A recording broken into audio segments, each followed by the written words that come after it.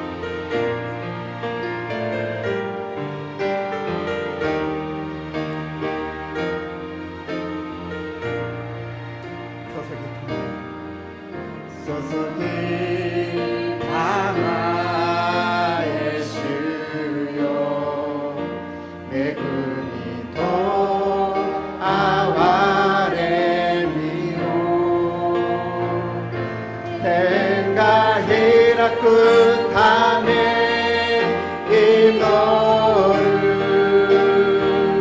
聖霊の力を主の御霊よ触れたまえまた心に主の教会に雨を降らせリバイバルを来たらせたまえこの地の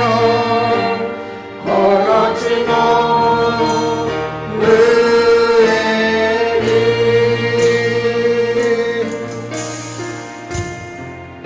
注ぎたまえ注ぎたまえ主よ恵みと憐れみよ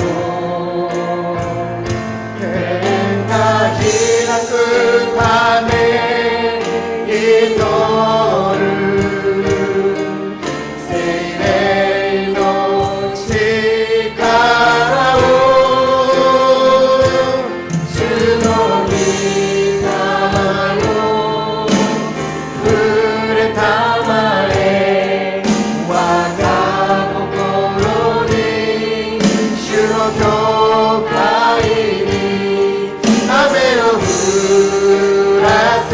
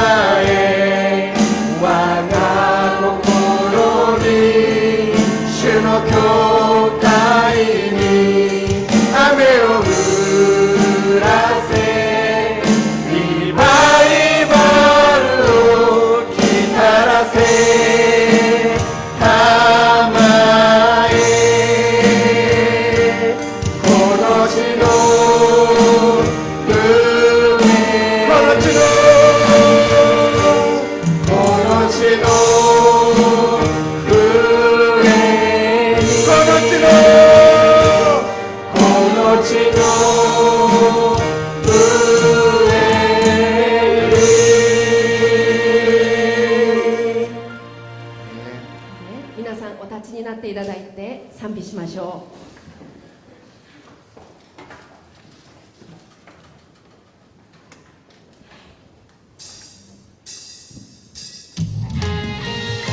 天地よ、主に向かって喜びの声を上げよう。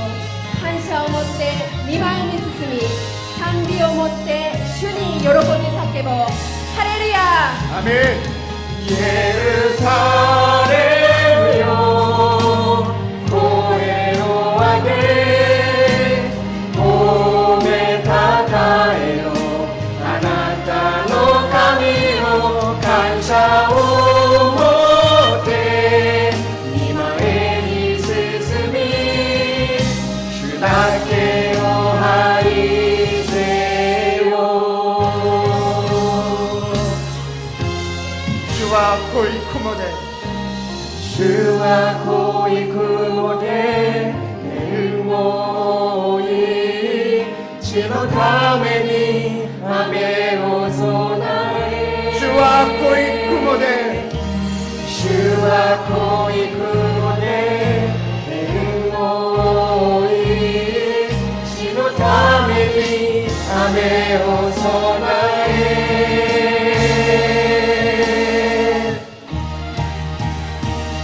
エルサレムよ、声を上げ褒めたたえよ。あなたの神を感謝を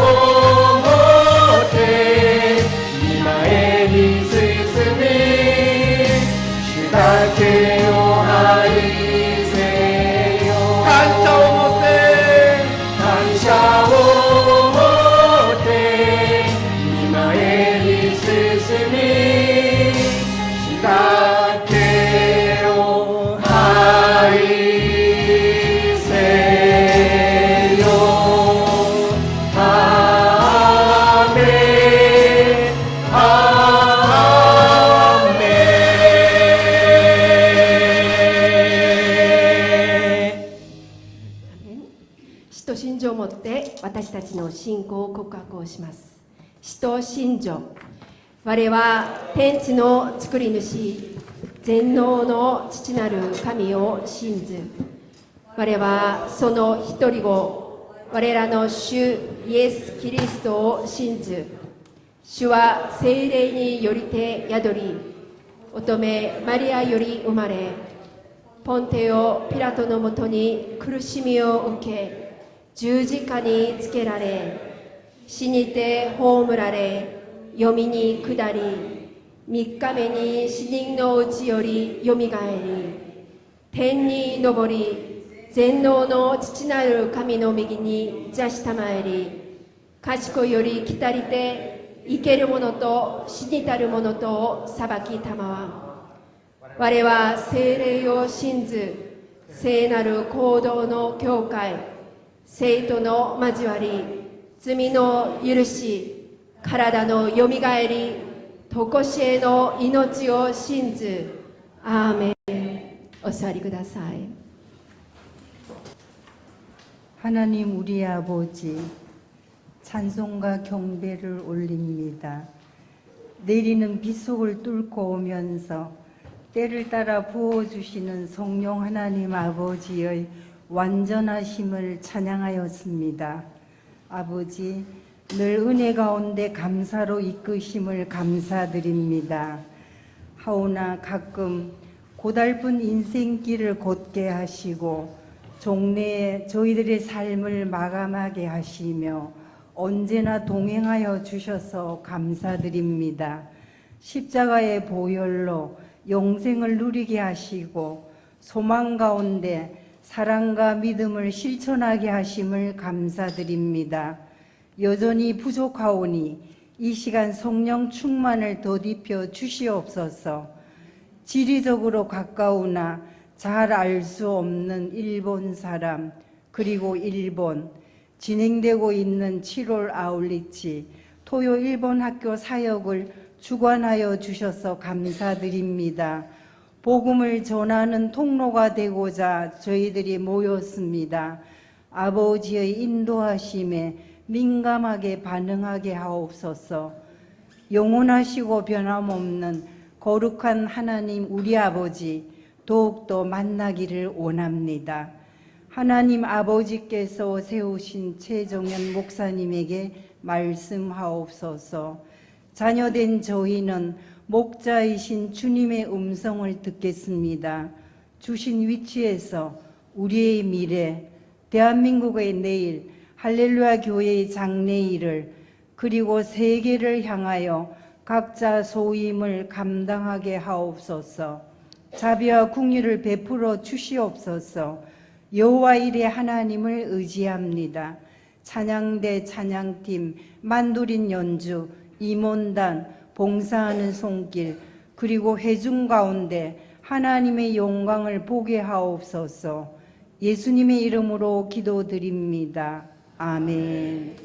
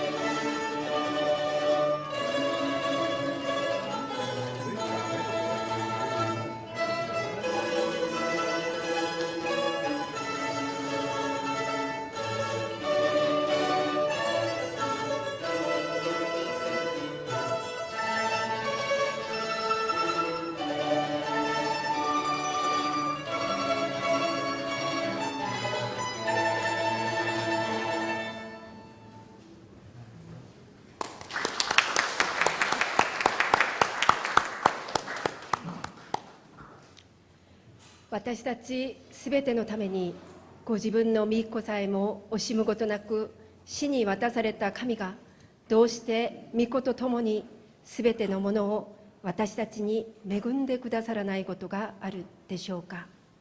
御言葉のように、主は御子と共にすべてのものを恵んでくださる方です。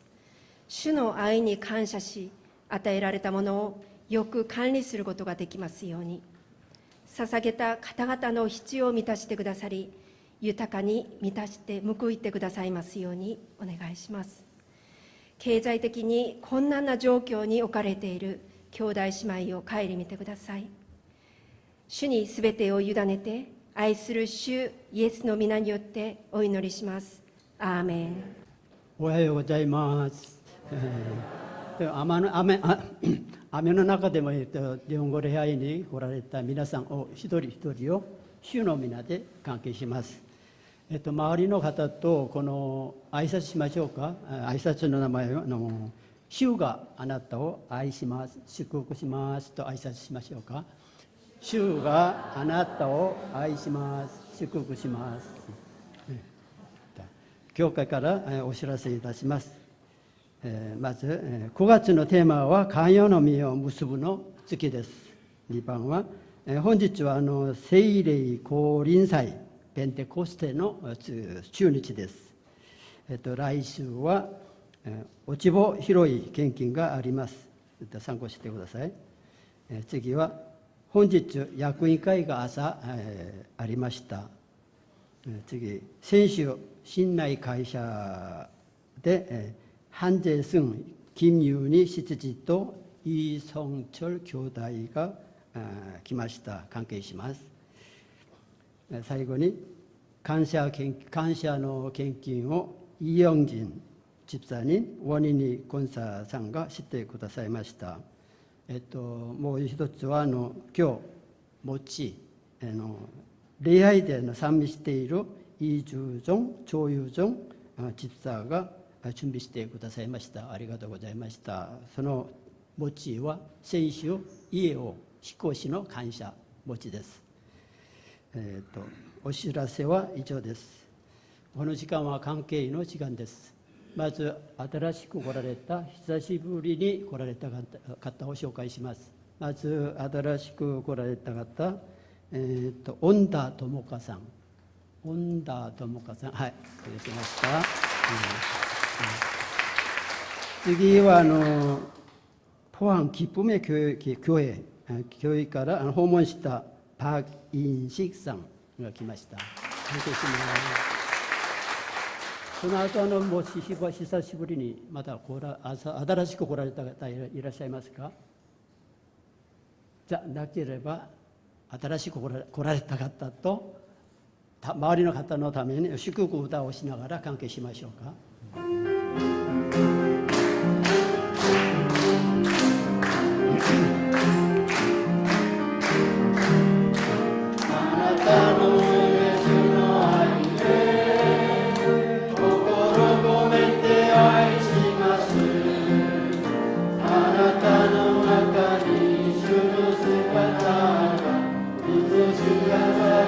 もう一回しましょう。もう一回。あなたを主イエスの愛で心込めて愛します。あなたの中に主の姿が映し出されているから。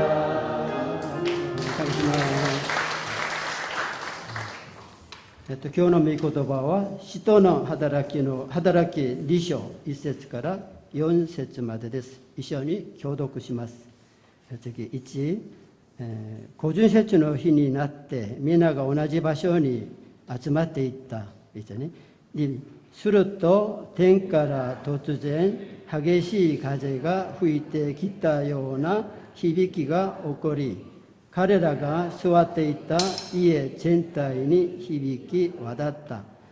また炎のような舌が分かれて現れ、一人一人の上にとどまった。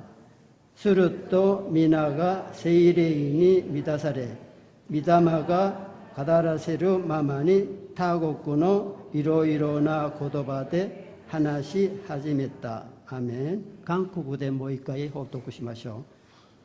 오순절날이 이미 오름에 그들이 다 같이 한 곳에 모였더니 홀련히 하늘로부터 급하고 강한 바람이 같은 소리가 있어 그들이 앉은 자리에 온 집에 가득하며 마치 불의 혀처럼 갈라진 것들이 그들에게 보여 각 사람 위에씩 임하여 있더니 그들이 다 성령의 충만함을 받고 성령이 말하게 하심을 따라 다른 언어들로 말하기를 시작하니라.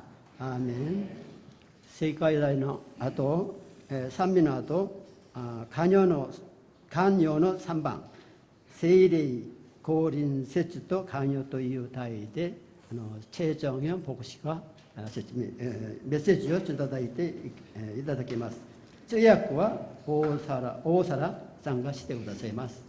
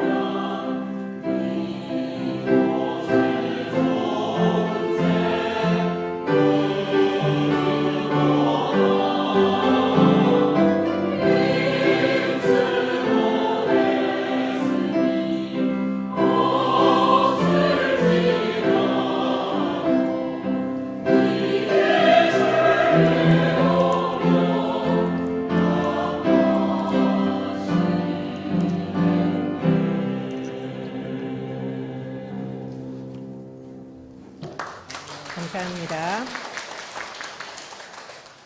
오늘 담임 목사님께서 예배 중에 토요일번 학교에 대한 말씀을 나눠주셨습니다. 그동안 저희가 광고를 하지 않았는데 담임 목사님께서 전 교인에게 광고를 해주셔서 얼마나 감사한지 모릅니다. 그래서 또 더 많은 일본인들이 토요일번 학교에 오셔서 일본어를 배울 수 있고 그리고 또 그들 가운데 예수님을 믿을 수 있기를 우리 계속 기도하며 나갔으면 합니다. 네, 오늘 또 함께 오신 온다상도 환영합니다. 오늘 또 모처럼 오신 분들도 환영하고요. 감사를 드립니다. 오늘 또 포항 기쁨의 교회에서 또 오셨네요. 너무 감사합니다. 네, 마치고 저를 꼭 만나고 가셨으면 좋겠습니다. 오늘도 할렐루야 교회 일본어 예배에 오신 여러분들을 주님의 이름으로 환영합니다. 今日もハレルヤ教会日本語礼拝にお越しくださった皆さんを主の皆で歓迎します。 영상으로 보시는 분들도 축복합니다. 映像でご覧になっている皆さんも祝福します。 꼭 저희 교회나 가까운 교회를 방문해 주시기를 바랍니다. ぜひハレルヤ教会やお近くの教会を訪問なさってください。 오늘은 성령 강림 주일입니다. 今日は聖霊降臨手術です。 오늘 읽었던 그 본문처럼 오순절에 성령이 강하게 임한 것을 기념하는 주일이죠. 今日読んだ本文のように五巡節に聖霊が強く望んだことを記念した手術です。 현대를 사는 우리가 이것을 왜 지켜야만 할까요? 現代に生きる私たちがなぜこれを守らなければならないのでしょうか。 그렇기 때문에 성령 강림절의 역사와 성경적 의미를 아는 것은 매우 중요합니다. 聖霊降臨節の見業と聖書的意味を知ることが重要です。 먼저 성령 강림절의 기원인 오순절부터 알아보도록 하겠습니다. まず、聖霊降臨節の見業、 기원도. 성령 강림절의 기원인 오순절부터 알아보겠습니다. 聖霊降臨節の起源である五巡節ペンテコステから学んでいきたいと思います。 여러분들이 주무시지 못하도록 통역이 틀리네요. 유대인에게는 3대 절기가 있습니다. ユダヤには3つの大きな祭りがあります。 모르셔도 됩니다. 知らなくても大丈夫です。 유월절과 칠칠절과 그리고 수장절입니다. 杉越の祭り、七週の祭り、そしてカリオの祭りです。 유대인의 절기는 유월절에서 시작하기 때문에 특별히 우리는 유월절을 잘 알고 있어야 합니다. ユダヤ人の祭りは杉越の祭りから始まるので、まず杉越の祭りについてよく知っていなければいけません。 유월절은 이스라엘 백성이 이집트의 노예 생활에서 해방된 날입니다. 杉越の祭りはイスラエルの民がエジプトの奴隷生活から解放された日です。 하나님의 명령을 받은 모세가 바로 이집트의 왕 바로에게 가서 이스라엘 백성을 풀어달라고 간청을 했죠. 神様の命令を受けたモーセがエジプトのファラオのところに行ってイスラエルの民を解放してほしいと願います。 그러나 바로가 허락해 주지를 않았습니다. ところがファラオは許しませんでした。 그러니까 하나님이 10가지 재앙을 내렸죠. ですから神様は10の災いを下しました。 그때 마지막 10번째 재앙이 바로 초태생, 처음 태어난 생명이 다 죽는 재앙이었습니다. その時最後の10番目の災いが長子を皆殺しにするという災いでした。 그래서 사람이든 짐승이든 처음 태어난 것은 다 죽었습니다. ですから人であれ獣であれ最初に生まれたものはすべて死にました。 반면 이스라엘 집에는 문 주위에 어린 양의 피를 바르게 했습니다. 一方イスラエルの家の戸口には子羊の血を塗るようになさいました。 그래서 죽음의 사자가 지나가다가 그 피를 보면은 건너가게 했죠. それを見て死の使者が子羊の血を見て通り過ぎるようにさせられました。 한글 6월절의 6월은 한자로 넘어서 지나간다는 뜻입니다. ハングルのユーウォルというのは漢字では通り越す、それぞれが通り越すという意味です。 영어도 똑같은 의미의 패스오버입니다. 英語で同じ意味でパスオーバーという単語があります。 그렇게 목숨을 건진 것, 즉 구원받은 것을 기념하는 게 바로 6월절입니다. そのように命拾いをしたこと、つまり救われたことを記念するのが杉越の祭りです。 이스라엘에서는 이것을 기념해서 신년으로 삼고 지금까지도 중요시하고 있습니다. イスラエルではこの月を新年として今でも重要視しています。 성경에서 가장 중요한 사건이 무엇입니까? 聖書で最も重要な事件は何でしょうか？ 질문입니다. 이거. 質問です。 성경에서 가장 중요한 사건이 무엇입니까? 聖書で最も重要な出来事は何だったでしょうか？ 십자가 사건과 부활이죠. 十字架の出来事、そして復活です。 특히 이 십자가 사건이 언제 일어났는지 아십니까? この十字架の出来事はいつ起こったかご存知ですか？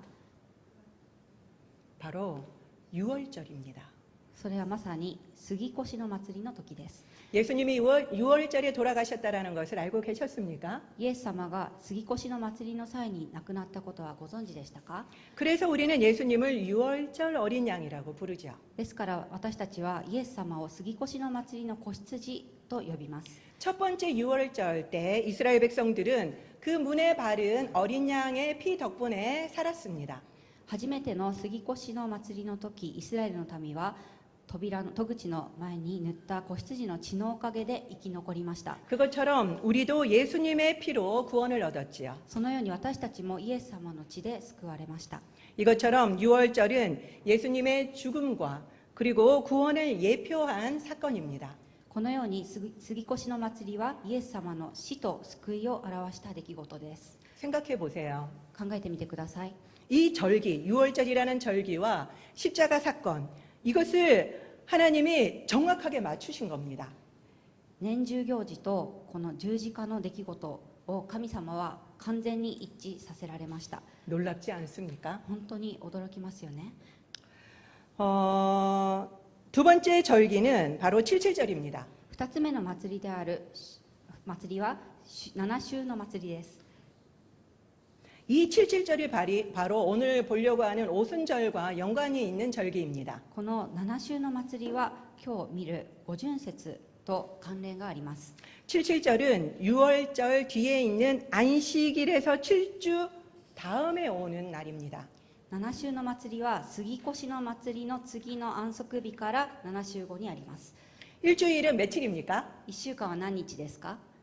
그렇죠. 7일이죠. 7日です。 그런데 7주 뒤라고 했잖아요.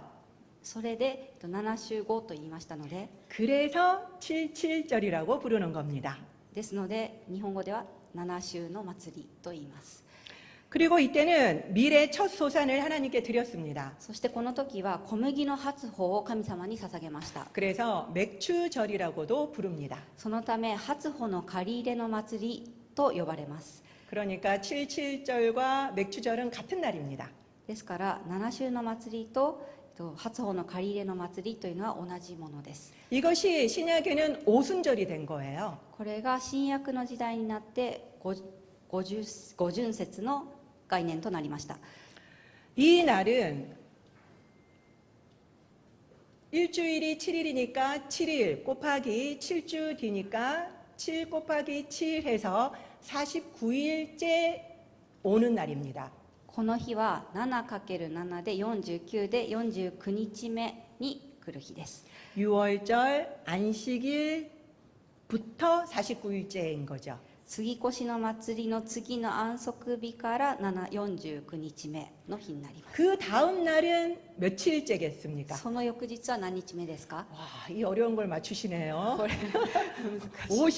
52일째죠. はい、50日目ですね。 그거를 신약에서 펜테코스테라고 번역을 한 겁니다. この日を新約時代にペンテコステと訳しました。 이것은 헬라어인데요. 바로 50일의 축일이라는 뜻입니다. これはギリシャ語なんですけれども、50日の祝日という意味です。 그래서 신약에서는 칠칠절이라는 단어 대신 이 오순절을 자주 쓰게 된 겁니다. ですから新約では7週の祭りという言葉の代わりに五旬節をよく使います。 한글 오순절의 오순도 바로 동일하게 한자로 다섯과 그리고 열이 합쳐져서 열이 5개다. 그래서 50이라는 뜻입니다. ハングルの五旬、大寸、五旬という同じように漢字の5と10が合わさって10が5つで、つまり50という意味になります。 우리가 앞에서 6월절을 역사 속에서 살펴보았죠. 先ほど杉越の祭りを歴史の中で見てみました。 역사 속에서 예수님의 십자가 사건이 있었습니다. 歴史の中でイエス様の十字架の出来事がありました。 그런 것처럼 이 오순절도 한번 역사 속에서 찾아봅시다. ですから五旬節も同じように歴史の中で見てみたいと思います。 첫 번째 오순절이라고 할 수 있는 출애굽 후의 50일째에 무슨 일이 있었는지 아십니까? 初めての杉越の祭りの際に、何があったか50ご存知ですか？ 어쩐지ですか? 출애굽해서 50일째 무슨 일이 있었을까요? 出エジプトの後の50日目に何があったかご存知ですか？ 아주 놀라운 사건이 있었는데 とても驚くべき出来事がありました。 바로 시내산에서 10계명을 받았습니다. それはシナイ山で10回を受けたという出来事です。 거기에서 우리는 계명을 받고 하나님과 그리고 이스라엘 백성들 간에 언약을 맺었죠. この時戒めを受けて神様とイスラエルの民の間で契約を結びました。 출애굽기 19장 18절을 보면은 그때 하나님이 불 가운데 강림하셨다고 나옵니다. 出エジプト記19章18節を見ると、神様がシナイ山で火の中で降臨されたとあります。 그래서 불은 오순절과 그리고 성령 강림절에 아주 중요한 이미지입니다. ですから火は五巡節と聖霊降臨節の重要なイメージです。 그러면 오늘 본문을 통해서 성령이 강하게 임재하셨던 그 순간을 한번 보도록 하겠습니다. それでは今日の本文を通して聖霊の降臨の歴史的瞬間を見てみたいと思います。 그 전에 먼저 사도행전 1장을 보면은 예수님의 승천 사건이 나옵니다. その前の使徒の働き一章を見ると、イエス様が昇天される出来事が書かれています。 성경책에 있는 분들, 지금 나오죠? 4절에 보면은 예수님이 제자들에게 예루살렘을 떠나지 말고 하나님이 약속하신 것을 기다리라고 하십니다. 4節にはイエス様が弟子たちにエルサレムを離れず神様が約束されたことを待ちなさいとおっしゃいます。 그리고 5절에는 기간이 얼마 걸리지 않을 거다라고 말씀하십니다. 5節では間もなくとおっしゃっています。 아주 친절하시죠. 優しいですね。 그리고 선물 품목도 가르쳐 주십니다. そしてプレゼントの品も教えてくださいました。 한번 보십시오. 뭡니까? ご覧ください。何でしょうか。 성령 충만입니다. 聖霊の充満です。 성령 세례였죠. 聖霊の洗礼です。 그러자 14절에 그들은 다 같이 모여서 기도에 힘씁니다. そして14節には彼らは心を一つにして集まって祈りに励んだとあります。 거기는 마가의 다락방이었을 거라고 추정하지요. そこはマルコの屋根裏部屋だったと思われています。 드디어 오순절 날이 되어서 일이 터졌습니다. いよいよ五巡節ペンテコステの日に事件が起こりました。 앞에서 제가 말한 것처럼 오순절은 6월절 안식일 다음 날부터 50일째 되는 날이었습니다. 先ほど申し上げました通り、五巡節は杉越の祭りの次の安息日から50日目になる日です。 너무 복잡하죠. とても複雑ですよね。 그러면 여러분들은 6월절 안식일 다음 날에 엄청나게 역사적으로 큰 사건이 일어났었는데 그거는 혹시 아십니까? 皆さんは杉越の祭りの次の安息日の翌日に歴史的な出来事が起こってるんですけれども、それをご存知でしょうか。 6월절 안식일 이튿날 뭐 떠오르는 게 없나요? 杉越の祭りの次の安息日の後、 부활입니다. 復活です。 네, 예수님이 부활하셨죠. イエス様が復活 오, されました。 대단하신데요. 그렇기 때문에 부활절 50일 후가 간단하게 말하면 오순절인 겁니다. 簡単に言いますと、復活節イースターの50日後が五巡節になります。 예수님은 부활절 후 며칠 동안 세상에 계셨습니까? イエス様は復活後何日間この世におられましたか。 40일. 40 맞죠? 日です。 사도행전 1장 3절에 보면은 40일 동안 있었다라고 나옵니다. 使徒の働き1章3節には40日とあります。 그러면 오순절에 성령이 임했다면은 승천하신 지는 며칠 만에 성령이 임하신 겁니까? 五巡節に聖霊が臨んだとしたら、昇天から何日経っていましたか。 이게 산수죠, 산수. 算数です。 근데 이게 그림이 없으면은 이해하기가 어려워요. ちょっと絵がないのでちょっと理解が難しいんですけれども、 며칠입니까? 何日ですか。 그렇죠. 10일 뒤에 성령님이 오신 겁니다. 10日後に聖霊が来られました。 그러니까 10일간 그들이 모여서 기도했다는 거죠. つまり弟子たちは10日間集まって祈っていたということになります。 저는 옛날에는 이 제자들이 50일간 열심히 기도한 줄 알았어요. 私は昔から、弟子たちが50日間一生懸命祈っていたと思っていました。 너무 힘들겠다라고 생각했죠. 本当に大変だっただろうなと思っていたんです。 그런데 잘 생각해 보니까 딸랑 열흘인 겁니다. しかしよく考えてみると10日間だけでした。 뭐 짧지 않지요. 短くはないんですけれども、 오순절은 오늘 본문 2, 3절을 보면은 성령님은 시각적으로 그리고 청각적으로 강하게 임했습니다. 本文の2章2節3節を見ますと、聖霊は視覚的にも聴覚的にも強く望んだと書かれています。 모든 사람이 알 수 있을 정도였습니다. 皆が分かるほどでした。 그리고 4절에 보면은 모든 사람이 성령 충만을 받았습니다. そして4節には全ての人が聖霊の満たしを受けたと書かれています。 그것을 어떻게 알 수 있을까요? それはどうやって分かるでしょうか。 제가 뻥칠 수도 있잖아요. 私が間違っている可能性もありますよね。 그것은 바로 그 자리에 있었던 모든 사람들이 다른 나라 언어로 말을 했기 때문입니다. それは全員が他の国の言葉で話し始めたということから分かります。 오순절은 앞에서 설명드렸는 것처럼 3대 절기였습니다. ペンテコステ五巡節は三大祝日祭です。 그렇기 때문에 디아스포라 유대인들이 전 세계에서 예루살렘으로 다 모였습니다. ディアスポラのユダヤ人が世界中からエルサレムに集まってきました。 그리고 그 뒤에 이어진 베드로의 설교로 남자만 3,000명이 회심하는 사건이 일어났죠. その後続いたペテロの説教で男だけで3000人が改心するという驚くべき事件が起きました。 그들은 본국에 돌아가자마자 자발적으로 복음을 전했습니다. 彼らは本国に帰って自発的に福音を伝え始めました。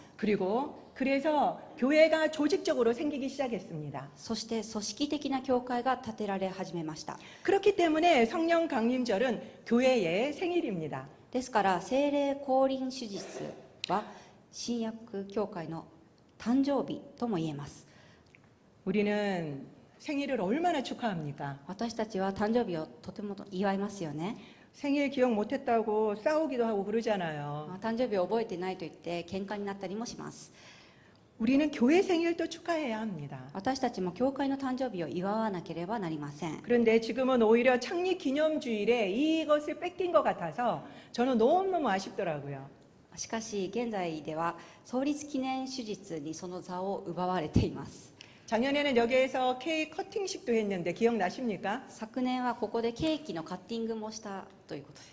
그런 일도 있었나라는 눈치네요. そんなことを覚えていないよという顔ですね。 그래서 오늘 특별히 여러분들이 받은 떡은 무지개떡입니다. 今日皆さんが、もらったトックは、虹の色になっていると思います。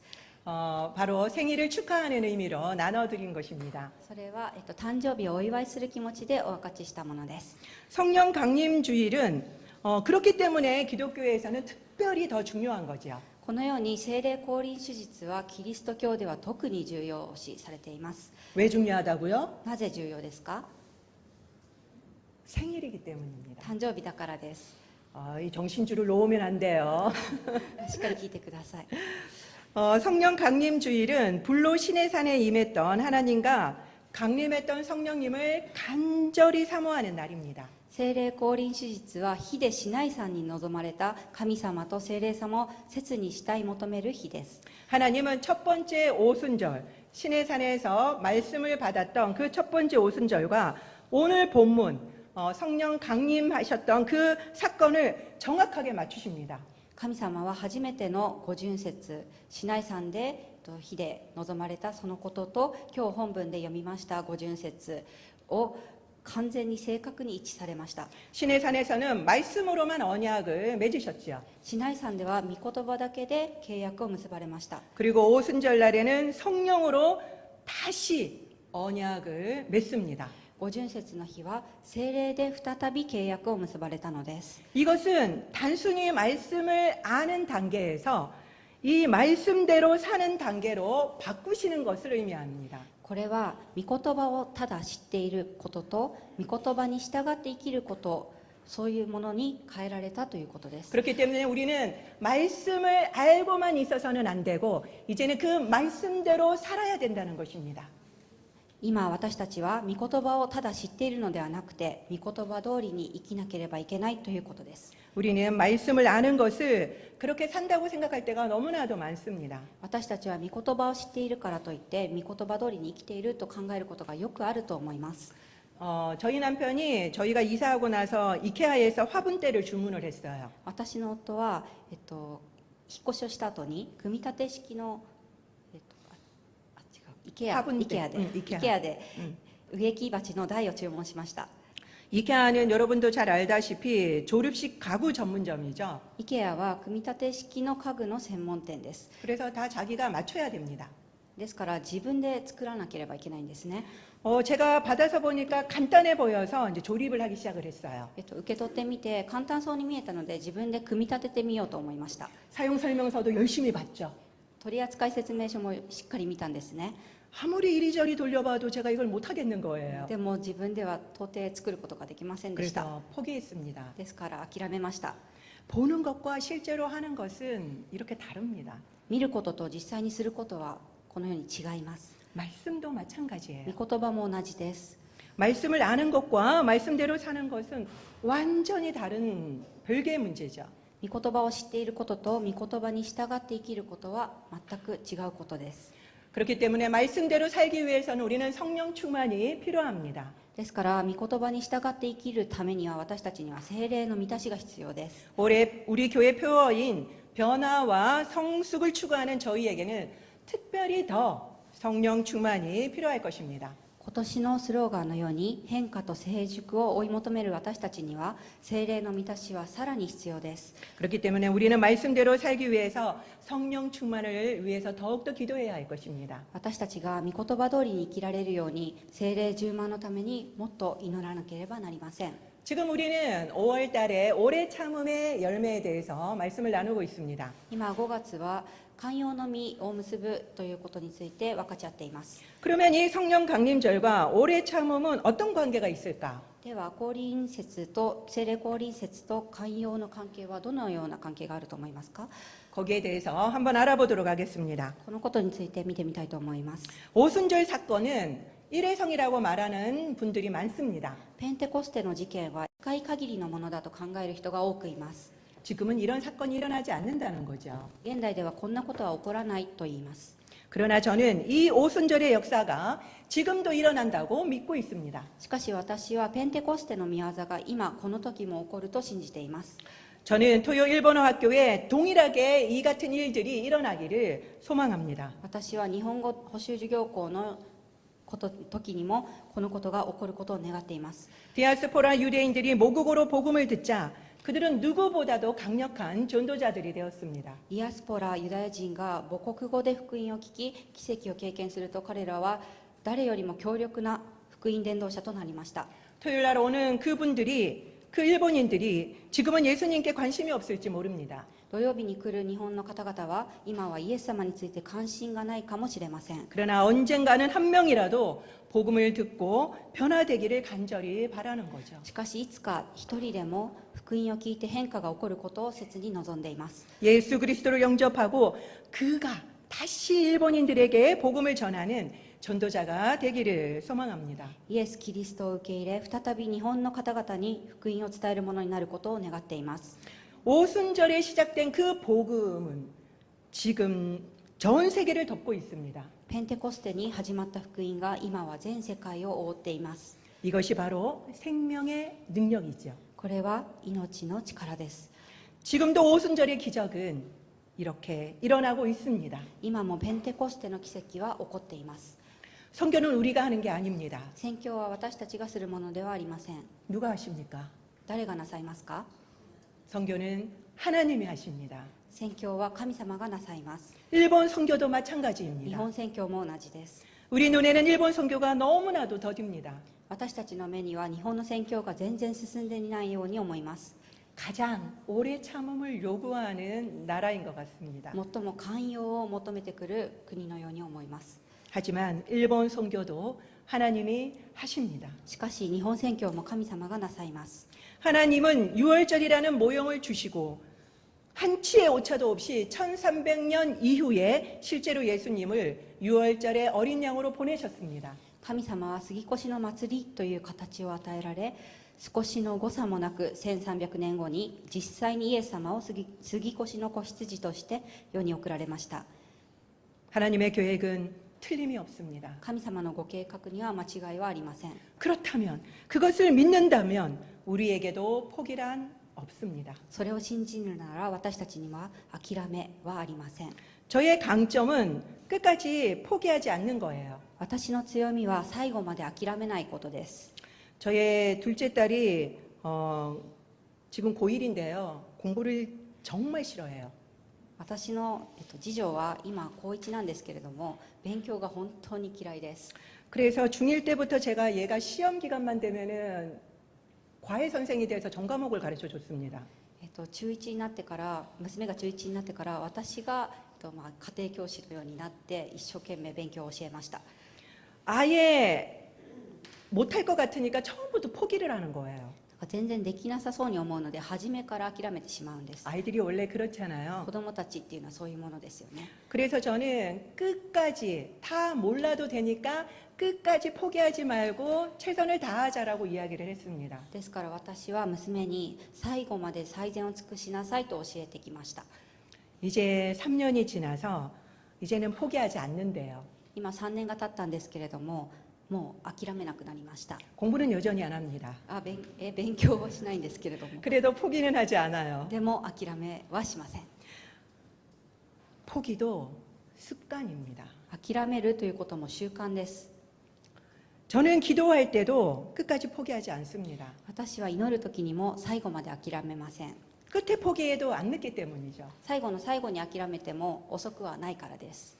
이 토요 1번 학교도 모두 다 포기했을 때 저는 끝까지 기도했습니다. 東洋学校のことについても皆さんが諦めた時に最後まで祈り続けました。 그래서 마지막에 기도응답을 받았지요. そして最後の最後に祈りを聞き入れられたんですね。 이런 경험이 너무나도 많습니다. このような経験がとても多くあります。 여러분들도 마지막에 안 될 때 포기하십시오.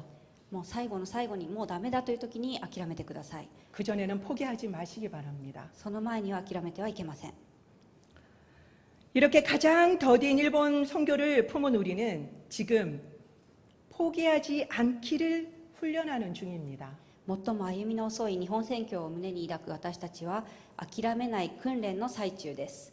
바로 오래 참음의 열매를 매번 맺고 있는 중인 거죠. 寛容の実を結んでいる最中なのです。 오늘은 오래 참음 열매의 마지막 시간입니다. 今日は寛容の実についてお話しする最後の時間です。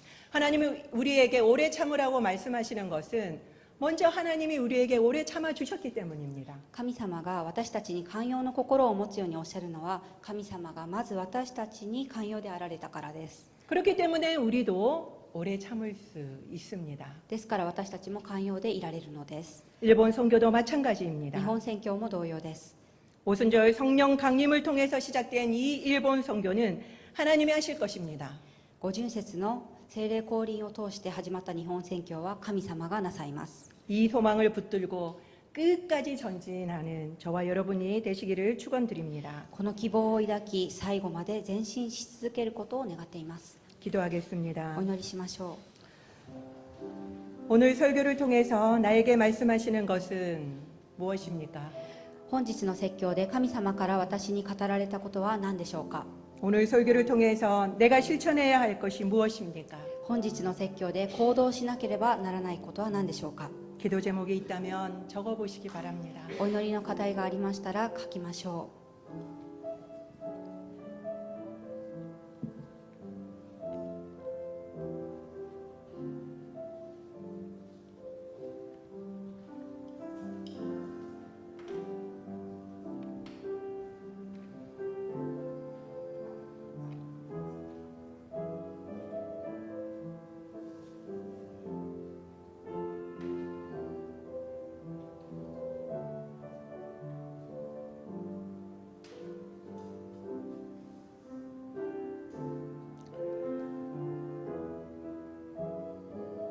이 시간에 우리에게 성령 충만을 달라고 기도합시다.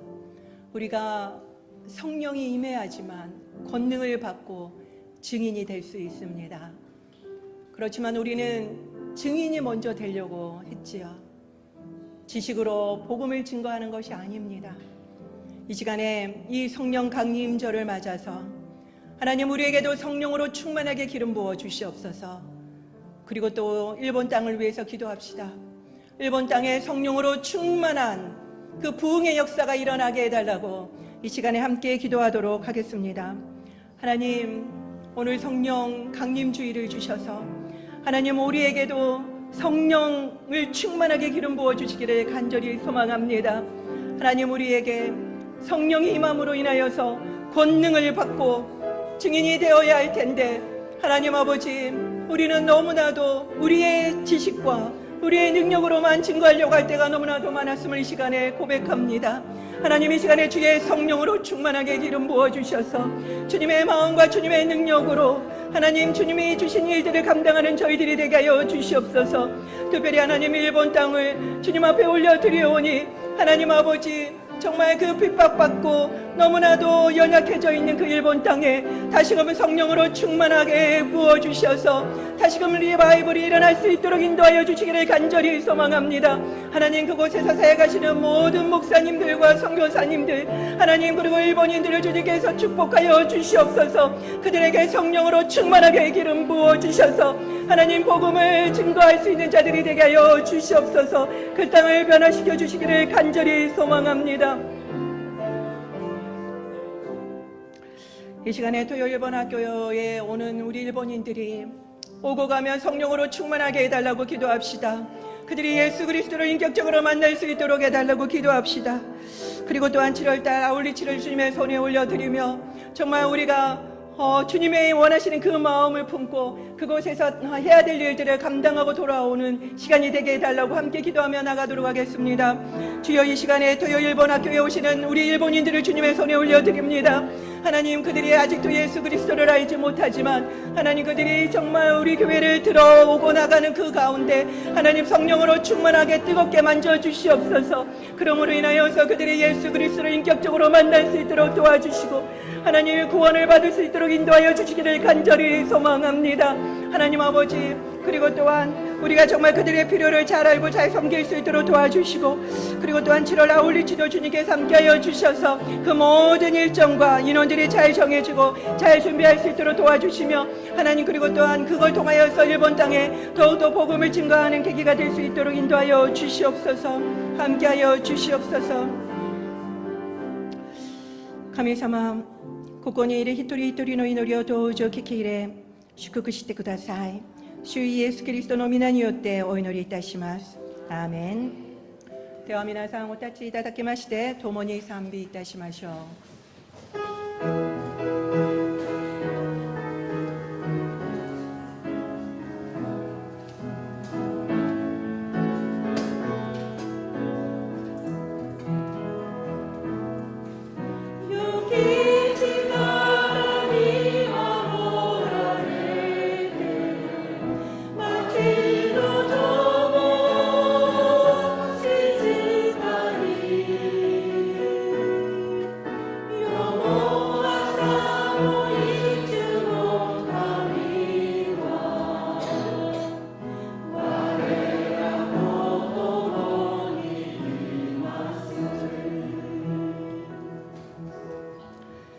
仰ぎ恋いん願わくは主イエスキリストのお恵み、父なる神のご愛、聖霊の親しきお交わりがここにいる皆様とご家族の上に豊かにあらんことを。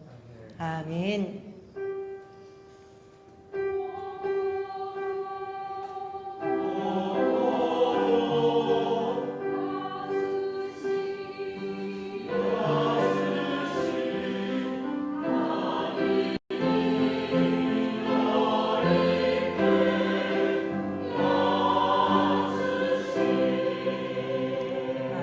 神様に感謝の足を捧げましょう。